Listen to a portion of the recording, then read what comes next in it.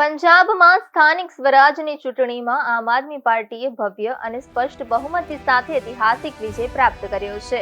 જનસેવા આધારિત કાર્યપદ્ધતિ અને લોકસહિતના નિર્ણયો પર વિશ્વાસ મૂકીને પંજાબની જનતાએ ફરી એકવાર આમ આદમી પાર્ટીને ભરપૂર સમર્થન આપ્યું છે। આ વિજયની ખુશીમાં માળિયાહાટીના તાલુકામાં ભારે ઉત્સાહ જોવા મળ્યો છે।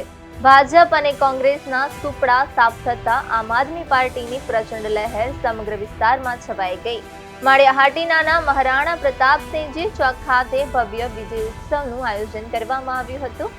ઢોલ શરણાઈના નાદ સાથે કાર્યકરોએ ફટાકડા ફોડી આનંદ વ્યક્ત કર્યો હતો। આગેવાનો અને કાર્યકરોએ એકબીજાને મોં મીઠું કરાવી વિજયની ખુશી વહેંચી। આ પ્રસંગે ગુજરાત પ્રદેશ ઓબીસી વિંગના પ્રમુખ શ્રી પિયુષ પરમાર સહિત અનેક આગેવાનો અને કાર્યકરો ઉપસ્થિત રહ્યા હતા।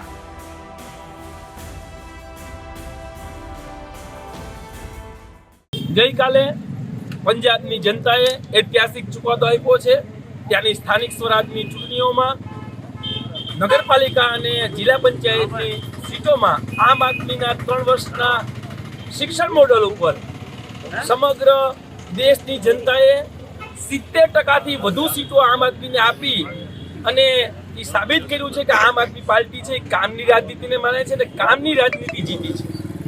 જ્યારે વિશ્વની કહેવાતી મોટી પાર્ટી પંજાબમાં એમની ડિપોઝિટ જપ્ત થઈ છે, માત્ર 1% વોટ શેર મેળવ્યો। કોંગ્રેસ આજુબાજુ પણ ક્યાંય દેખાતી નથી, અકાલી દળ પણ 3જા નંબરે છે।